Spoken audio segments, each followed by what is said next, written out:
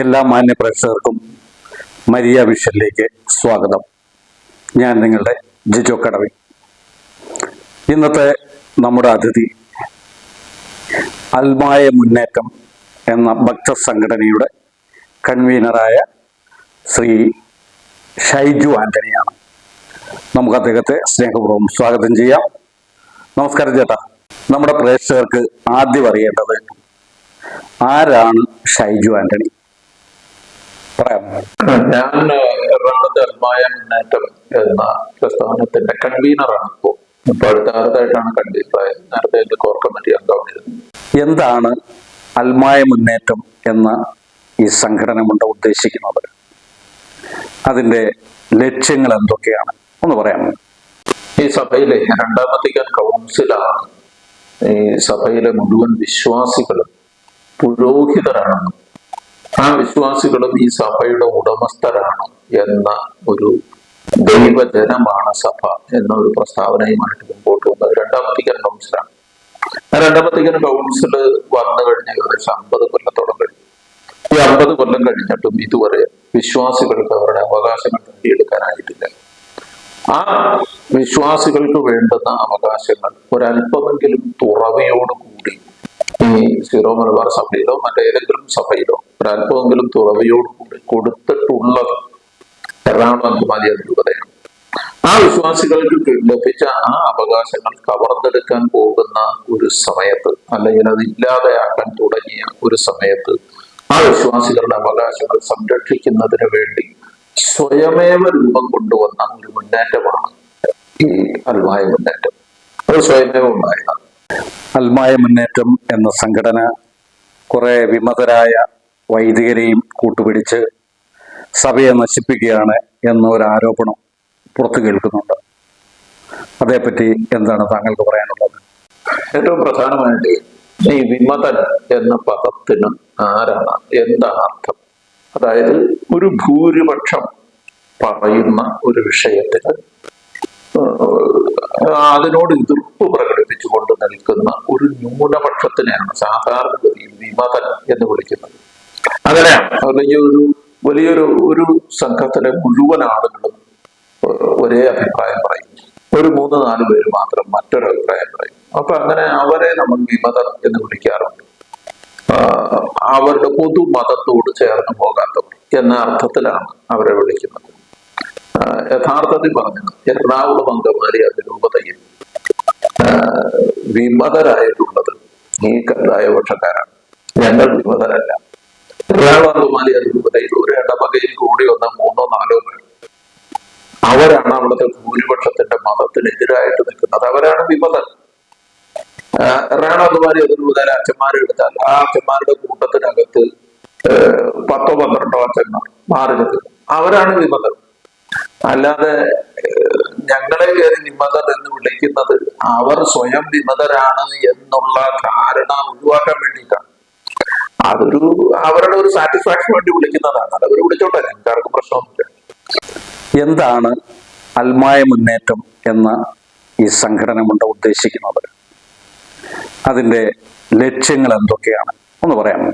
അതായത് അൽമായ മുന്നേറ്റം എന്ന് പറഞ്ഞാൽ എറണാകുളം അങ്കമാലി അതിരൂപതയിലെ 300 ചില ഇടവകകളിലും വേരോട്ടമുള്ള ഒരു മുന്നേറ്റമാണ്. എല്ലാ ഇടവകകളും, എല്ലാ കൊറോണ തലത്തിൽ കമ്മിറ്റികളുണ്ട്, ഇടവക തലത്തിൽ കമ്മിറ്റികളുണ്ട്. അത് വളരെ ശക്തമായി പ്രവർത്തിക്കാൻ ചലിപ്പിക്കാൻ കഴിയുന്ന വലിയൊരു നേതൃനിര, അൽമായ നേതൃനിര ഞങ്ങളുടെ ഈ മുന്നേറ്റത്തിലുണ്ട്. അവർ വലിയ വിദ്യാഭ്യാസമുള്ളവരാണ്. സഭയിലെ മുഴുവൻ കാര്യങ്ങളിലും അതിശക്തമായി ഇടപെട്ടിട്ടുള്ളവരാണ്. ഇപ്പൊ ഞാൻ തന്നെയാണെങ്കിൽ എന്റെ പള്ളിയിലെ ഒരു മുൻ കൈക്കാരനാണ്. അതേപോലെ ഞങ്ങളുടെ കൂട്ടത്തിലുള്ള മിക്കവാറും ആളുകൾ പള്ളിയിലെ മുൻ കൈക്കാരനോ വൈസ് ചെയർമാനോ അല്ലെങ്കിൽ പള്ളിയിലെ പാരിഷ് കൗൺസിൽ അംഗമോ അല്ലെങ്കിൽ വിവിധ സംഘടനകളിലെ വലിയ സ്ഥാനങ്ങൾ വഹിച്ചിട്ടുള്ളവർ, KCM-ന്റെ അതിരൂപത പ്രസിഡന്റ് ആയിരുന്നവർ, അങ്ങനെ പാസ്റ്റൽ കൗൺസിൽ അംഗങ്ങളായിരുന്നവർ, അങ്ങനെയുള്ള ആളുകളാണ് യഥാർത്ഥത്തിൽ ഞങ്ങളുടെ കൂട്ടത്തിലുള്ളത്. അപ്പൊ അതുകൊണ്ട് വലിയൊരു നേതൃനിര, ശക്തമായ നേതൃനിര ഞങ്ങളോടൊപ്പം. സിനഡ് കുർബാനയാണ് യഥാർത്ഥ കുർബാന. ജനാഭിമുഖ കുർബാന സഭയ്ക്ക് വിരുദ്ധമായി നടത്തുന്നതാണ്. അത് സാത്താന്റെ കുർബാനയാണ് എന്നൊക്കെ ഭയങ്കര ചർച്ചകൾ പുറത്ത് നടക്കുന്നുണ്ട്. എന്താണ് ഇതിന്റെ സത്യം? ഏതാണ് യഥാർത്ഥ കുർബാന? അതിനെ കുറിച്ച് പ്രത്യേകിച്ച് ഒന്നും പറയേണ്ടതില്ല. കാരണം എന്താ വെച്ചാൽ ലോകത്തുള്ള 98% ആളുകൾ ജനാഭിമുഖ കുർബാനയാണ് അർപ്പിക്കുന്നത്. ഈ ലോകത്തുള്ള 98% ആളുകൾ ജനാഭിമുഖ കുർബാനയാണ് അർപ്പിക്കുന്നത്. കത്തോലിക്ക സഭയില് ഈ സിനഡ് കുർബാന എന്ന് പറഞ്ഞൊരു ഫോർമാറ്റ് ഇല്ല. സിനഡ് കുർബാനയ്ക്ക് 2 ഫോർമാറ്റ് മാത്രമേ കത്തോലിക്ക സഭയിലുള്ളൂ. ഒന്ന് ആഡ് ഓറിയന്റം എന്നാണ്, കിഴക്കോട്ട് നോക്കിയുള്ള കുർബാന. മറ്റൊന്ന് വേഴ്സസ് പോപ്പുലർ എന്നാണ്, ജനങ്ങളെ നോക്കിയുള്ള കുർബാന. അപ്പൊ അത് ഈ കത്തോലിക്ക സഭയിൽ ഈ ആഡ് ഓറിയന്റം, കിഴക്കോട്ട് നോക്കിയുള്ള കുർബാന ചെല്ലുന്ന 2% താഴെ ആളുകളുണ്ടോ എന്ന് പോലും സംശയമാണ്. വളരെ ബുദ്ധിമുട്ടാണ്. ലത്തീൻ സഭയിലാണെങ്കിൽ മാർപ്പാപ്പ പുറത്തിറക്കിയ ഒരു മോട്ടു പ്രോപ്രിയോ, ട്രഡീഷണൽ കസ്റ്റോഡ്സ് എന്ന് പറയുന്ന ഒരു മോട്ടു പ്രോപ്രിയോ മാർപ്പാപ്പ പുറത്തിറക്കി. ആ മോട്ടു പ്രോപ്രിയോ പ്രകാരം ഈ ആഡ് ഓറിയന്റം, കിഴക്കോട്ട് നോക്കിയുള്ള കുർബാന ചൊല്ലണമെങ്കിൽ അതാത് ബിഷപ്പുമാരുടെ പ്രത്യേക അനുവാദം വേണം. ആ കുർബാന ചൊല്ലിക്കൂടാതെ. അങ്ങനെയാണ് മാർപ്പാപ്പയുടെ ട്രഡീഷണൽ കസ്റ്റോഡ്സ് എന്ന് പറയുന്ന ആ ഒരു മോട്ടു പ്രോപ്രിയോ പറയുന്നത്. അപ്പൊ ഞാൻ പറഞ്ഞു വന്നത്, ഇത് മുഴുവനും ഈ ആളുകൾ തെറ്റിദ്ധരിപ്പിക്കുന്ന രീതിയിൽ പലതരത്തിലും പല കാര്യങ്ങളും ഒക്കെ പറഞ്ഞുണ്ടാക്കുന്നത് അവരുടെ ഒരു വ്യക്തമായ ചില താല്പര്യങ്ങൾ സംരക്ഷിക്കുന്നതിന് വേണ്ടിയിട്ടാണ്. സീറോ മലബാർ സഭയിലെ ഒരു 3-4 ബിഷപ്പുമാർ അവർക്ക് വേണ്ടി ഉണ്ടാക്കിയ കുറെ ഫാൻസ് അസോസിയേഷൻകാരുണ്ട്. അവരാണ് ഈ കൽതായ തീവ്രവാദികളായിട്ട് ഇപ്പോ ചമഞ്ഞ് നടക്കുന്നത്. അതിൽ അവരുടെ പല ബിഷപ്പുമാരുടെ താല്പര്യങ്ങൾക്ക്, ഇതിലുള്ള 3-4 ബിഷപ്പുകാരുടെ താല്പര്യങ്ങൾക്ക് വിരുദ്ധമാണെന്ന് തോന്നിയപ്പോൾ അവർ പരസ്പരം ഈയിടെയായി പരസ്പരം സാമൂഹ്യ മാധ്യമങ്ങളിൽ ചെളിവാരി എറിയുകയാണ്. വലിയ പ്രതിസന്ധിയാണ് സഭയിലെ. ഇപ്പോ കർദിനാളിന്റെ ഏറ്റവും വിശ്വസ്ത എന്നറിയപ്പെടുന്ന ലാലി തച്ചൻ എന്ന് പറയുന്ന ആ ഒരു സ്ത്രീയുടെ കഴിഞ്ഞ ദിവസം ഒരു വോയിസ് ക്ലിപ്പ് കേട്ടു. അവർ പറയുന്നത് കർദിനാളിന്റെ ഏറ്റവും വലിയ വിശ്വസ്തയാണ്. ഭൂമിപാഠം ഉണ്ടായത് മുതൽ കർദിനാളിനെ പ്രൊമോട്ട് ചെയ്യുന്നതാണ്. കോട്ടപ്പടി ഭൂമി വാങ്ങാൻ വേണ്ടി പ്രത്യേകമായി ഒരു കൺസോർഷ്യം രൂപീകരിച്ചു വന്നവരാണ്. അങ്ങനെ വിവിധ തരത്തിൽ അവർ കർദിനാളുമായിട്ട് വളരെ അടുത്ത, കർദിനാളിന്റെ ഒരു മനസാക്ഷി സൂക്ഷിപ്പുകാരി എന്ന രീതിയിൽ കാണാവുന്ന അവർ കഴിഞ്ഞ ദിവസം സീറോ മലബാർ സഭയിലെ കാവൻപുരയുടെ അച്ഛൻ വലിയ കമ്മീഷൻ വാങ്ങുന്നയാളാണ്, കോടികളുടെ കമ്മീഷൻ വാങ്ങുന്നു എന്നൊക്കെ പറഞ്ഞ് ബിഷപ്പുകാർക്കെതിരെയും അവർക്ക് ഇഷ്ടമല്ലാത്ത 2-3 ബിഷപ്പുകാർക്കെതിരെയും മൗണ്ടിലെ കാവൻപുരയുടെ അച്ഛനെതിരെയൊക്കെ മഹാമോശമായ വലിയ ശക്തമായ ആരോപണങ്ങളുമായി ഒരു രംഗത്ത് വന്നിരുന്നു.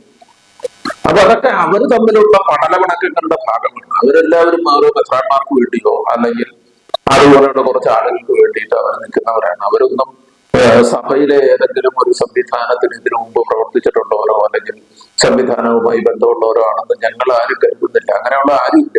ഇപ്പോ എല്ലാ ഇടവകകളിലും ഇവരുടെ കൂടെയുള്ള 3-4 പേരെ എടുത്താൽ ആ ഇടവകയിൽ പല കാരണങ്ങൾ കൊണ്ടും ഇടവകയിലെ പൊതുജനവുമായി സഹകരിക്കാത്തവർ, അല്ലെങ്കിൽ വൈദികരുമായി സഹകരിക്കാത്തവർ, അല്ലെങ്കിൽ ആ ഇടവകയിൽ വിവിധ തരത്തിലുള്ള പ്രശ്നങ്ങൾ ഉണ്ടാക്കി മാറി നിന്നിട്ടുള്ളവർ, അങ്ങനെയുള്ളവരൊക്കെയാണ് ഇപ്പൊ അതിനകത്തുള്ളൂ. അല്ലാതെ ഇടവകയുടെ ഒരു പൊതുധാരയോട് ചേർന്ന ആരെങ്കിലും ഒരാൾ ഈ കൂട്ടത്തിലുണ്ടെന്ന് ഞാൻ കരുതുന്നില്ല. ഒരു ഇടവകയിലും അങ്ങനെയില്ല. എല്ലായിടത്തും ഇത് തന്നെയാണ് അവസ്ഥ. ഇപ്പോൾ നമ്മുടെ റിട്ടയർഡ് ജസ്റ്റിസ് കുര്യൻ ജോസഫ് സാറിന്റെ നേതൃത്വത്തില് കുറെ അൽമായര് റോമിന് പോവുകയും പാപ്പയെ കാണുകയും ഇവിടുത്തെ പ്രശ്നങ്ങൾ ചർച്ച ചെയ്യുകയും ഒക്കെ ചെയ്തതായിട്ട് പേപ്പറിലൊക്കെ വായിച്ചു. അപ്പോൾ ഇവരെ അങ്ങോട്ട് പോകാനും ഇത് ചർച്ച ചെയ്യാനും ആരാണ് നിയോഗിച്ചത്? അത് അവർ പോയത് ഔദ്യോഗികമായി പോയി ചർച്ച നടത്തിയതാണോ? അതുകൊണ്ട് എന്തെങ്കിലും പ്രയോജനമുണ്ടോ? അത് കാര്യം അറിയോ, ഒരു വിശ്വാസിക്ക് തന്റെ മാർപ്പാപ്പയെ കാണാൻ വേണ്ടി ഒരാളും ഔദ്യോഗികമായി നിയമിക്കേണ്ടതില്ല. എനിക്കെന്റെ അഭിപ്രായം പറയാം. ഈ അഭിപ്രായം പറയാനുള്ള സ്വാതന്ത്ര്യം എന്ന് പറയുന്നത്, ഫ്രീ വിൽ എന്ന് പറയുന്നത് സഭയുടെ ഏറ്റവും അടിസ്ഥാനപരമായ പ്രമാണമാണ്. എല്ലാ മനുഷ്യർക്കും ഉണ്ട് ഈ ഫ്രീ വിൽ. എനിക്ക് എന്റെ അഭിപ്രായം പറയാനുള്ള സ്വാതന്ത്ര്യമുണ്ട്, സഭയ്ക്കകത്തും സഭയുടെ പുറത്തും. പണ്ട് സഭയ്ക്കകത്ത് പറഞ്ഞിരുന്നില്ല. അത് പറയാതിരുന്നിരുന്നതിന്റെ കാരണം പണ്ടത്തെ കാലത്ത് ഈ മെത്രാന്മാർക്കോ അല്ലെങ്കിൽ തിയോളജി പഠിച്ചവർക്ക് അങ്ങനെയുള്ളവർക്ക് മാത്രമേ സഭാകാര്യങ്ങളെ കുറിച്ച് ബോധ്യമുള്ളൂ, വിവരമുള്ളൂ എന്നൊരു ധാരണയുണ്ടായിരുന്നു. ഇന്നങ്ങനെയല്ല. വിശ്വാസികൾ മാറിക്കൊണ്ടിരിക്കുന്നു, അവരെല്ലാവരും പഠിക്കാൻ തുടങ്ങിയിരിക്കുന്നു.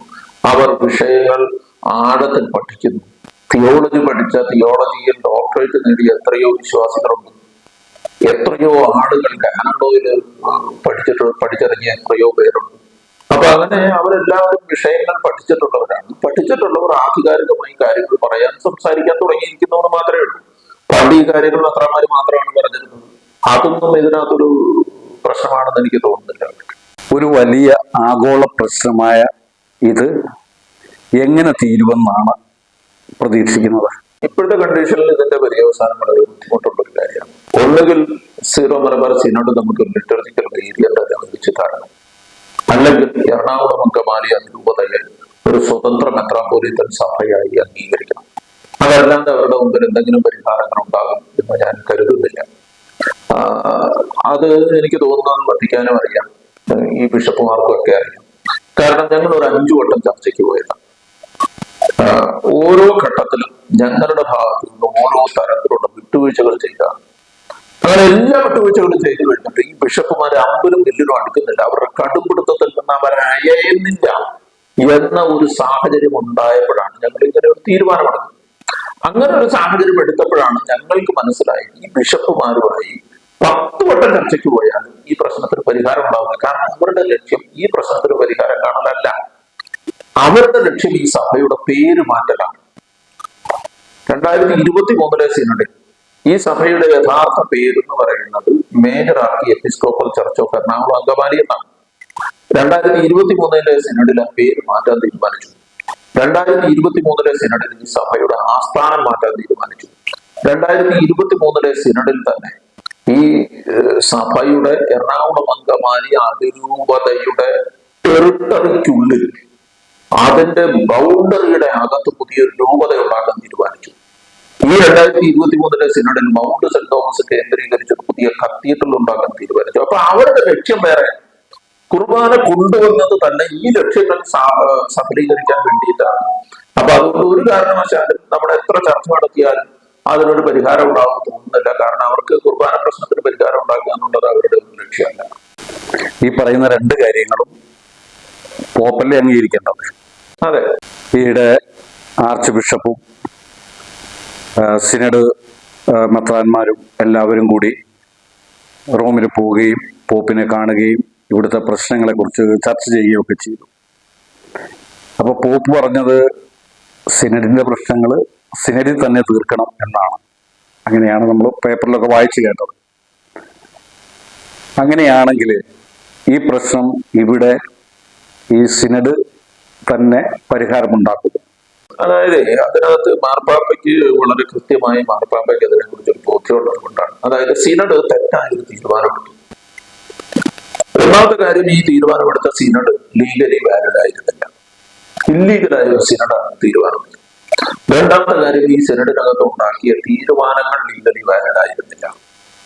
മൂന്നാമത്തെ കാര്യം, ഈ സിനഡ് മാർപ്പാപ്പ അംഗീകരിച്ച കുർബാന പുസ്തകം ടാമ്പർ ചെയ്തു, അത് തിരുത്തി വെട്ടിത്തിരുത്തി കൂട്ടിച്ചേർക്കലുകൾ വരുത്തി മാർപ്പാപ്പ അംഗീകരിച്ചതിന് ശേഷം പിന്നെ ഇതെല്ലാം കൊണ്ടുവന്ന് മാർപ്പാപ്പയുടെ തലയിൽ വെച്ചു. മാർപ്പാപ്പയോട് ഒരു പുതിയ കുർബാന പുസ്തകം ഇൻട്രൊഡ്യൂസ് ചെയ്യുന്നതിനെ കുറിച്ചുള്ള കത്ത് തരാനെന്ന് ചോദിച്ചപ്പോൾ മാർപ്പാപ്പ നല്ല ബുദ്ധിയ ഒരു കത്ത് കൊടുത്തു. ആ കത്തിന്റെ പേരിലാണ് ബാക്കി എല്ലാ തീരുമാനങ്ങളും തെറ്റായ രീതിയിൽ തീരുമാനം എടുക്കേണ്ടി വന്നത് മാർപ്പാപ്പ പറഞ്ഞത് കൊണ്ടാണ് എന്ന മട്ടിൽ ഇവർ മുഴുവൻ പഴി സിനഡ് എടുക്കേണ്ട ഉത്തരവാദിത്തം ഏറ്റെടുക്കാതെ സിനഡ് അതിന്റെ മുഴുവൻ പഴിയും മാർപ്പാപ്പയ്ക്ക് വെച്ചു കൊടുത്തു. അതുകൊണ്ടാണ് മാർപ്പാപ്പ ഇപ്രാവശ്യം വളരെ കൃത്യമായി പരസ്യമായി പറഞ്ഞത്, ഞാൻ നിങ്ങളെ സഹായിക്കാം, പക്ഷെ തീരുമാനങ്ങൾ എടുക്കേണ്ടത് നിങ്ങളാണ്, സിനഡാണ്. അത് പറഞ്ഞതിന്റെ കാരണം മാർപ്പാപ്പ എന്തെങ്കിലും പറഞ്ഞിട്ട് അതിന്റെ പുറത്ത് അവസാനം മാർപ്പാപ്പയുടെ തലയെ കൊണ്ടൊന്നും ഇടുക, മാർപ്പാപ്പയെ തെറ്റിദ്ധരിപ്പിച്ച് മാർപ്പാപ്പയുടെ കത്തിനകത്ത്, മാർപ്പാപ്പ എഴുതിയ കത്തിനകത്ത് വസ്തുതാവിരുദ്ധമായ കാര്യങ്ങൾ കയറിക്കൂടിയിരിക്കുന്നുണ്ട്.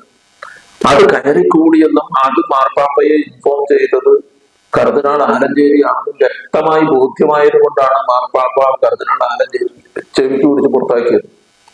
അതേപോലെ ഒരു സഭയുടെ തലവനെ അൺസെറിമോണിയസ് ആയിട്ട് ഇത്രയേറെ വിലയില്ലാത്തവനായി പുറത്താക്കിയ ഒരു ചരിത്രം കത്തോലിക്ക സഭയുടെ ചരിത്രത്തിൽ ഉണ്ടാകുമെന്ന് ഞാൻ തോന്നുന്നില്ല, എനിക്ക് തോന്നുന്നില്ല.